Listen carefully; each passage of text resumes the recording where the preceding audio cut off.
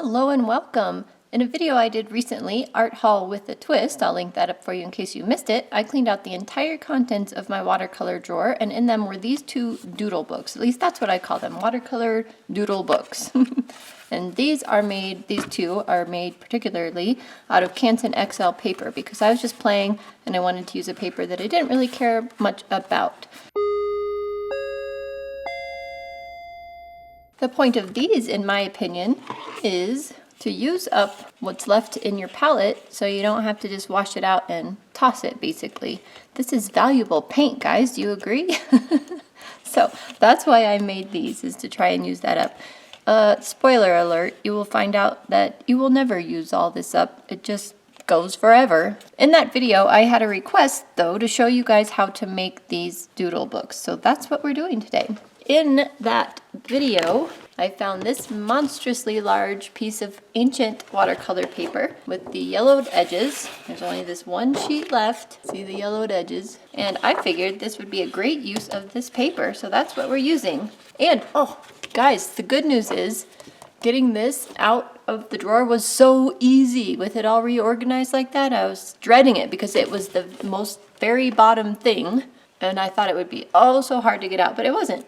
I just pulled it right out. So I am pretty certain that I got this idea from Creation CC, if I'm saying her YouTube name right. Regardless, I don't know that for sure, but I will link her channel down in the description box below because she does a ton of watercolor doodles and hers always turn out so pretty, and you guys might get some inspiration from that. So what you will need is paper, and this is a 12 by 16 here, but you don't have to have that. If you just have 8 by 10s, you can use 8 by 10 to do this doodle book with. But what I would like to say is that make sure when you are going to cut your paper that you don't waste any. So I try and use up all of it. So I'm going to cut this into fourths, and that will actually give us 16 sheets for our doodle book. So you'll see how that goes. I just have a paper trimmer here from my scrapbook days. If you don't have a paper trimmer, don't worry, you can just use your ruler and either a sharp like X-Acto knife, like a razor blade, something like that. Or if you don't have one of those, you can just use your ruler, take your pencil and draw a line down it and cut it with regular scissors. You can make this work any which way. I'm just going to use this handy paper trimmer because it's easy. And luckily my paper is 12 inches and that's the max that will fit in this thing. So half of 16 is 8. So I will cut this at 8 inches. Just want to make sure that is not even. I thought it was a 12 by 16. Nope, it's a 12 by 18. Good thing I checked. 9 inches. That looks better. And I will cut each of these in half this other way, so I'm just turning it this way now. And that'll be at 6 inches. Set these aside. Cut our last sheet. Set these aside. Now this is where it's nice if you have a bone folder or something like that, then you'll want to, I often stick these in here. Now that these are, what did we determine they were? 8 inches, yeah. So you put this at 4 inches, and then you can use the edge of your ruler if you want, and just kind of crease down the line. I think I went off the line, so it's not the easiest thing to do here. But basically you're putting a crease. Oh, I didn't do that in the middle. Don't do it. Oh wow, look how yellow this side is.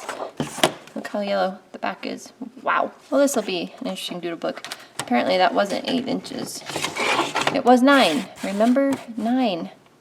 Yes, 9. So this needs to be creased at 4.5 inches. And don't worry, I'm not too concerned about this. That's the nice thing about doodle books is they're just doodle books. So you don't have to take them terribly seriously. But once you get the crease in the correct place there, you fold them and see how nice and easy they fold. So do that with all of them. Just make sure you get your inches right, unlike I did. A lot of these paper cutters will also come with scoring blades, so they will make this mark down it without cutting through the paper. So if you have one of those, you can use that too. But I have one for this cutter. I just have no idea where my scrapbook stuff, with the exception of this cutter and this blade, is still very much packed up. I have not unpacked it. I went through it once when we moved here and got rid of a ton. I just gave it free away to someone on Facebook who wanted it, her and her daughter. and didn't go through. See, that one I didn't do right, but that's okay. These are gonna stick out anyway. See how they stick out? A lot of people will trim that off, but I did not bother. Anyway, I gave all my scrapbook stuff away, and then just everything I had left, I just put right directly back in the boxes and put it back under the stairs. So, haven't even looked at it. All right, now that they're all bent, folded, this is a very yellowy, you see that coffee color? Look at the difference there. Good little doodle book. All right, now that that's done, the next thing you're going to need is a sharp needle. If you don't have a needle like this, an ice pick would work, although that'll make pretty big holes. You really should try and find a needle if you can. Like I said, you don't have to have a needle, but it's kind of handy. And then just in the middle one, basically, you're going to find the middle and mark it. And then you kind of decide how big of a spread you want your thing. So mine is 6 inches tall, so I'm going to do a mark up here at 4.5 and down here at 1.5. And as long as these are somewhat lined up, then you can take your needle and poke it through all of them all at the same time. Just like that. This paper is very old, and it's a little bit crispy actually, so it's easy to poke through. Some of your newer, better paper may take more than just that to do. And then grab yarn. I have yarn. You can use string, you can use sewing thread. You just need something to tie these together. So that's where the needle really comes in handy, because you can thread the yarn through that eye. So I always get more than I need. And see how this yarn is a little bit frayed, so I'm going to just skip past that. This is just scraps I have. Was a big knitter, and this is yarn I used at the end of my knitting machine when I actually used my knitting machine. I knit a lot by hand too, but see, a lot of this is frayed, but I'm just gonna do the best I can here and find a section that is not as frayed. You don't need much, but I always, like I said, go for more than I need at first. Stick it in your mouth, get it wet, and pinch it. Stick it through there like that. And then what I want to show you, because this is important, is this one, when I tied the yarn off, the tie ended up inside. And you want to avoid that because it prevents it from closing nicely. In fact, while I have this out, I may cut this one apart and retie it on the outside. So this one kind of sticks open. And part of it is the size, it's small. And this one actually has more pages, but stays flatter than the other one. And I think that's because it's tied here on the outside. So you don't want the tie in there, you want the inside nice and smooth. So you'll start from the outside and go through that way. So pull it through, and then out here, you're just gonna leave yourself some thread, maybe a little more, something that'll be easy to deal with. And then you'll come through this hole. It's stuck on my corner. Isn't that the way it goes? Pull it snug, but don't make that come through. And then I'm going to hold this out of the way and go right back through that hole. Now through the inside of the other side there. And this is the nice part. I have way too much yarn. I should have left that threaded so I could do that other one, redo the other one, but I just cut it and tie it. Couldn't be easier. I don't get fancy with my knots or anything. Again, it's just my little doodle book, and it just needs to stay together. So you can do as many little knots as you want. I may do one more. That will make mine a total of 3. Okay, and you can leave the little strings on if you want. It could be kind of a cute decoration, or you could cut them off. I think I'll just make mine even and leave a bit on. Yeah, that's kind of cute. All right, let's test this paper out and see what we think. I do have some water over here ready. So this is not staying flat at all, but they don't at first, at least mine never do.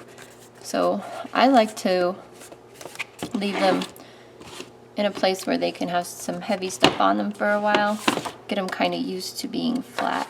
But It may take some time. All right, back to the brush. I'm trying to find one, hang on. Here we go. And I like to just take my leftover paint. And it's fun because you can do whatever you want with it, and making shapes and just keeping it like low key, low stress is really nice to do.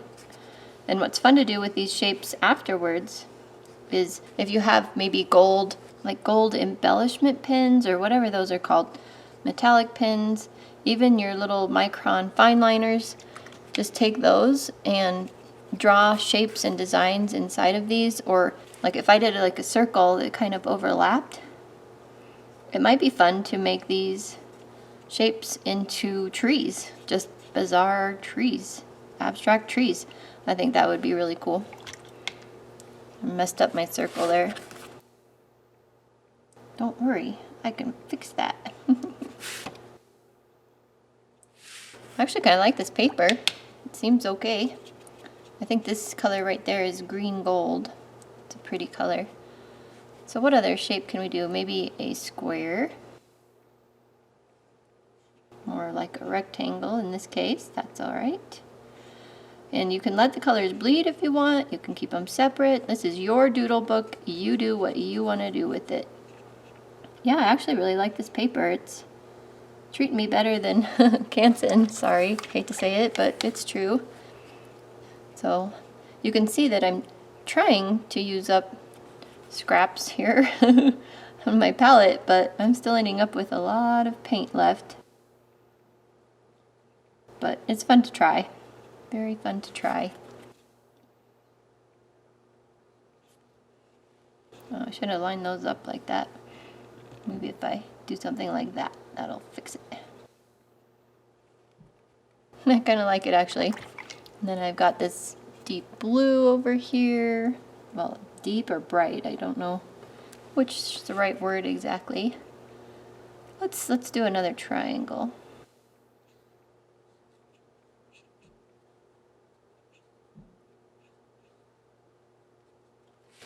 Okay, let's use up this dark green.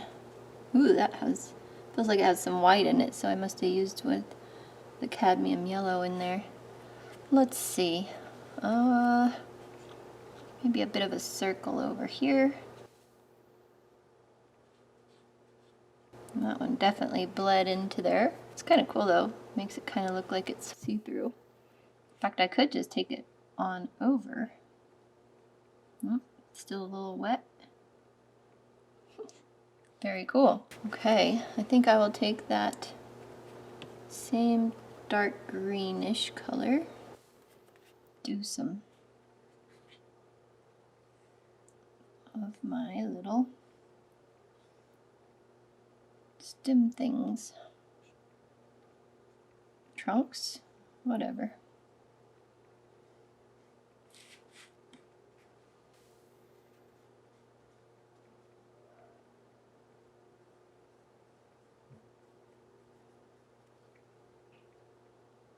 Oh, got a little blue in that one. That's a pretty color. We're gonna go with it.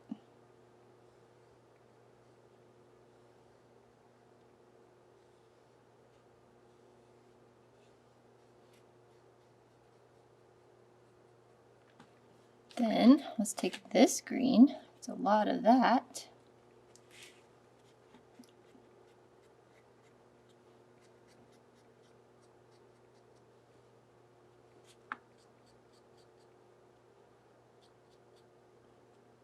This is why doodle books are so incredibly fun. I think we've got a winner. So these are fun to stick in your purse, your carry-on bag if you're on the airplane, stuff like that, because it's just a stress-free way of playing with your paint. I think I'm going to add some of that darkness over here as well.